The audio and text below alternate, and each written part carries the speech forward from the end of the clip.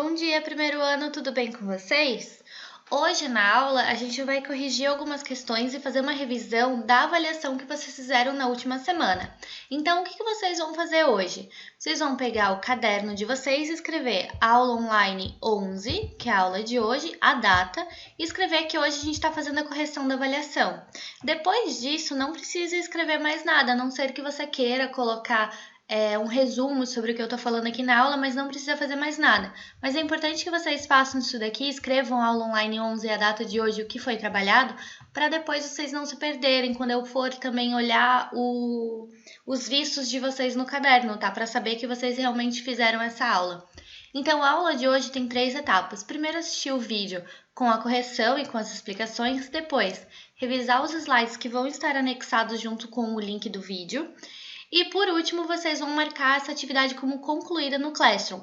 Não precisa me enviar foto de resumo, não precisa me enviar nada. Vocês vão assistir o vídeo, revisar os slides e marcar como concluída. As notas de vocês eu vou divulgar só de tarde.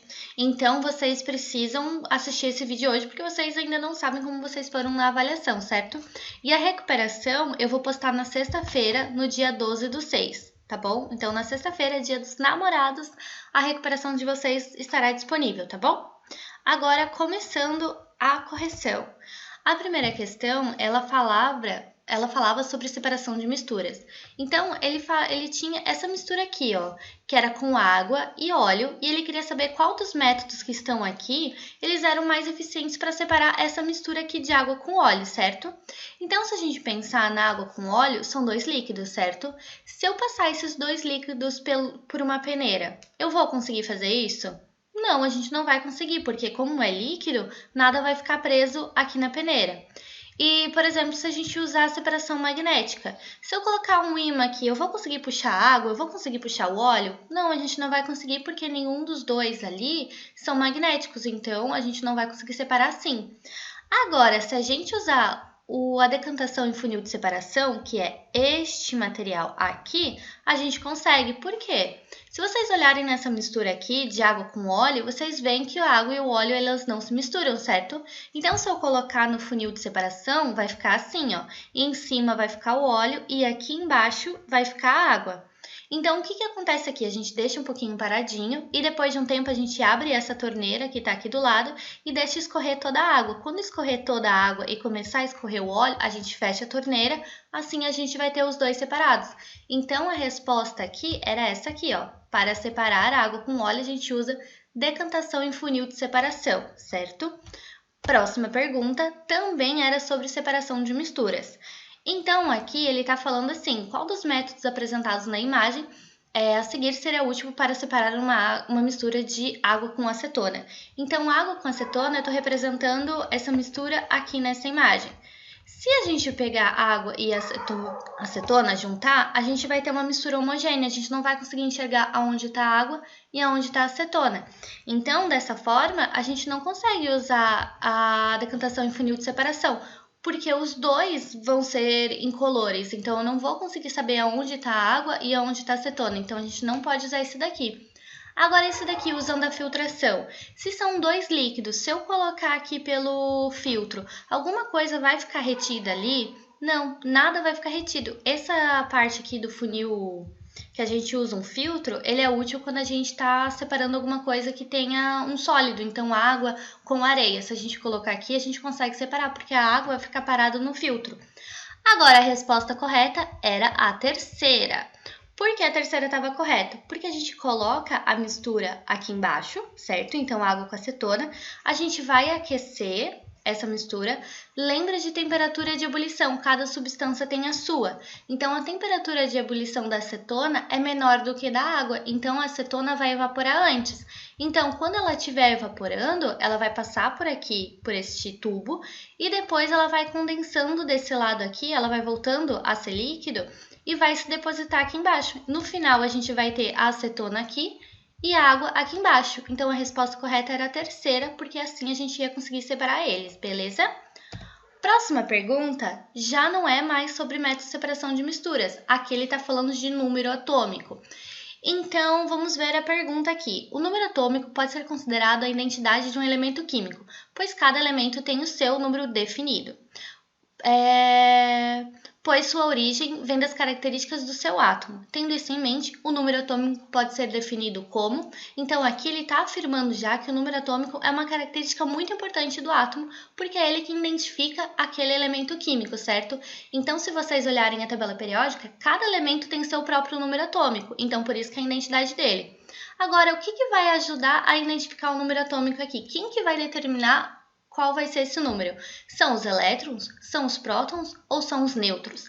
Então, lembrando assim, nêutron, ele não vai determinar o número atômico do elemento, tá? Então, o nêutron a gente já exclui. Vou fazer riscar ele aqui, beleza? Agora, vamos ver, entre o elétron e o próton. Se é uma coisa que vai identificar o átomo, precisa ser uma coisa que seja muito difícil de mudar, certo? Naquele elemento. Lembra que o elétron, esse elétron aqui, ou qualquer outro elétron, ele pode ser transferido para outro elemento químico, para outro átomo. Então, dessa forma, a gente consegue mudar esse número. Então, não vai ser ele que vai determinar, porque a gente pode mudar a quantidade de elétrons daquele átomo, certo? Porque ele consegue ser transferido. Então, sobrou os prótons. Então, os prótons, que são as cargas positivas que estão ali no núcleo, é ele que determina o número atômico do elemento. Então, vamos supor aqui que eu quero saber qual é o número atômico desse elemento. Eu vou olhar 1, 2, 3, 4, 5. Tem 5 prótons, então o número atômico dele é 5. Agora, vamos olhar aqui nas alternativas qual que é a resposta correta. Número de nêutrons? Não. Número de elétrons? Não. Número de prótons que o átomo possui em sua eletrosfera? O próton está na eletrosfera? Não, a eletrosfera é onde ficam os elétrons. Agora a próxima. Número de cargas positivas, o próton é positivo, que o átomo possui em seu núcleo. Então, carga positiva no núcleo. Essa resposta correta é essa daqui, é a última neste caso. Próxima pergunta, aqui ele está falando de número atômico também. Relacione corretamente os números atômicos com o elemento químico correspondente. Então, vamos olhar aqui. O número atômico é o que identifica aquele elemento químico. E o número atômico nessa tabela periódica são esses números que estão em cima do símbolo químico ali do elemento. Então, por exemplo, eu tenho o carbono aqui, o número atômico dele é o 6, porque é o número que está ali em cima. Então, o que vocês tinham que fazer? Vocês tinham que olhar os números que estão aqui em cima e os elementos do lado e relacionar eles. Então, vamos olhar o argônio. Procurar o argônio na tabela, eu encontro ele aqui no cantinho. O número atômico dele é 18. Então, vocês tinham que pintar a bolinha aqui, ó, porque está relacionando 18, que é o número atômico do argônio. E assim por diante, tá? Vocês iam fazer com o resto. Procurar o 3 na tabela, ver que era o lítio e pintar a bolinha ali da linha do lítio, tá bom? Próxima pergunta. A próxima parte, ela está falando de família e período da tabela periódica. Então, vocês tinham que encontrar os elementos que estão em cada família, em cada período. Como que a gente identifica família e período? Família são esses números que estão aqui em cima. São as 18 colunas da tabela periódica. E períodos são as linhas que estão aqui na tabela periódica. São 7 linhas, então são 7 períodos. E como que a gente usa eles na prática? Então, se eu quero saber qual é a família e o período do flúor, primeiro eu preciso encontrar ele na tabela periódica. Encontrei ele. Agora eu vou olhar a família. A família dele aqui em cima é a 17, então família 17. E qual é o período dele? A gente vai andando até encontrar o período. Então, período 2. Então, período 2, família 17, usei esses dois endereços, é o endereço do flúor aqui. Isso vocês façam com qualquer outro elemento químico. Então, vamos ver. Eu quero saber qual é o elemento que está na família 1 e no período 4. Período 4 é todo esse período aqui, até lá o final. Agora, eu vou olhar. Eu quero a família 1, certo? A família 1 é essa primeira aqui. Vou encontrar as linhas, encontrei o potássio. Então, família 1, período 4, encontrando os dois números, a gente encontra ali o elemento, beleza? Então, isso a gente faz toda vez que a gente quer descobrir a família e o período do elemento químico. Agora, as próximas perguntas, elas estão falando de modelos atômicos. Então, a gente estudou 4 modelos atômicos. O primeiro é o de Dalton, depois Thomson, Rutherford e de Bohr. Vamos lá para as principais características de cada um. Dalton é uma esfera maciça e indivisível. e indestrutível. Ela se assemelha a uma bola de bilhar, porque a bola de bilhar também é maciça e também é uma esfera. Próximo, o Thomson. Ele é parecido com o de Dalton, pois ainda é uma esfera, né, o modelo atômico dele, só que aqui a gente tem a diferença que tem cargas positivas e cargas negativas. A carga positiva é a esfera maior e as cargas negativas, que são os elétrons, são as pequenas cargas que estão aqui incrustadas na esfera maior, que é a esfera positiva.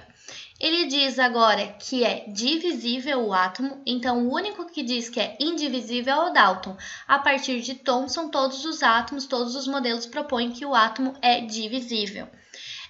O que mais que a gente pode falar dele? Que também, como ele tem cargas positivas e cargas negativas, o átomo ele fica neutro, porque as cargas positivas anulam as cargas negativas. Agora, próximo, o de Rutherford, aparece uma carga nova, uma partícula nova, certo? Aqui eu tinha positivo e negativo, aqui eu também tenho positivo e negativo, então eu tenho elétrons e eu tenho prótons, só que apareceu essa partícula nova aqui que não tem carga nenhuma. Essa partícula nova são os nêutrons. E outra coisa que tem diferente entre o Thomson e o Rutherford é a forma como as cargas estão distribuídas. Então, aqui era tudo uma coisa só, certo? Estava tudo junto. Aqui não, aqui a gente tem duas regiões. A gente tem o núcleo, que fica bem aqui no centro, e a gente tem a eletrosfera, que fica ao redor do núcleo. Na eletrosfera, os elétrons se movimentam de forma... desse movimento aqui, então não é circular igual esse, é uma órbita diferente. E no núcleo, que fica bem aqui no centro, é onde ficam os prótons e é onde ficam os nêutrons daquele átomo. Esse átomo aqui ele ficou conhecido como sistema solar, sistema planetário, porque é como se aqui no meio a gente tivesse o Sol e em volta os elétrons seriam os planetas que se movimentariam aqui em volta. Depois do de Rutherford, a gente tem o de Bohr. Eles são muito semelhantes, certo? Então, se eu olhar aqui, eles são muito parecidos. Tem a eletrosfera, tem o núcleo com os elétrons, com os prótons e com os nêutrons, desculpa. E o que eles têm de diferente? É a forma como a eletrosfera se organiza. Então, aqui ela está organizada desta forma. Então, eles se movimentam aqui como se fossem os planetas do sistema solar. E aqui, os elétrons eles se movimentam em órbitas circulares bem certinho e bem determinadas ao redor do núcleo. Essas órbitas aqui podem ter até 7 e cada órbita tem um nome. Ela pode ser chamada ou de camada ou de nível de energia. Então, se eu estou falando da camada ou do nível de energia 1, pode ser chamado de K, depois L, M, N, O, P, Q, até dar certinho as 7 camadas, certo? Agora vamos ver as perguntas que estão falando sobre os modelos atômicos.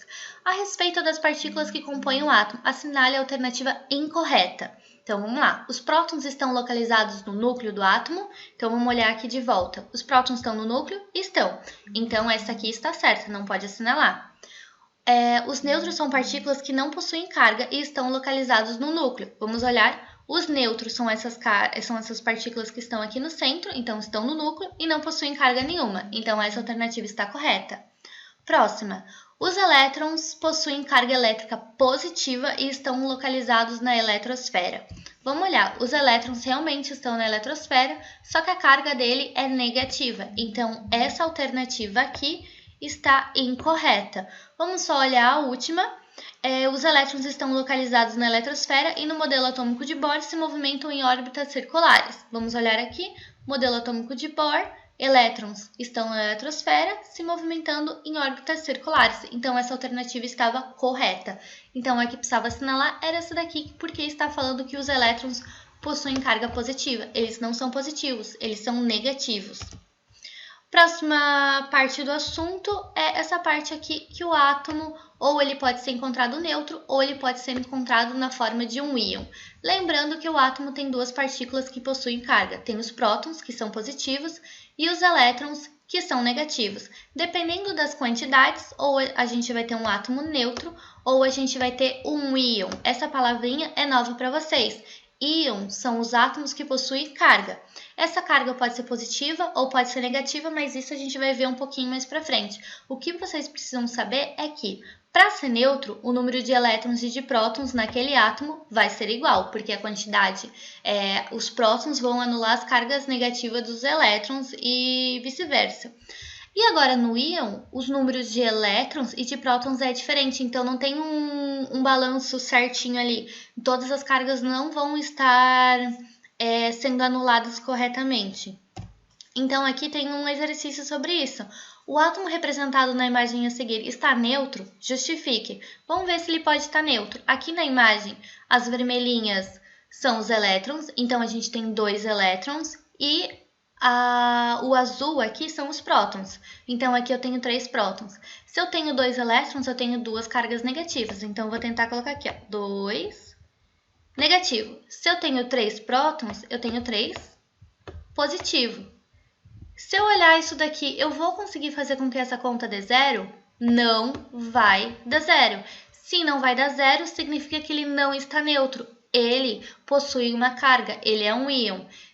Porque agora como que eu iria justificar isso daqui? Tu iria colocar, não, ele não está neutro, ele é um íon porque a quantidade de cargas positivas e negativas não estão iguais. Agora, essa é a aula de vocês. Então, essa é a aula de vocês de hoje, certo? Fica certinho assim, então vocês não esqueçam de corrigir certinho, revejam o que vocês erraram, tirem dúvidas, perguntem para mim também, não tem problema nenhum, me mandem e-mails, tá bom? Beijos e até a próxima!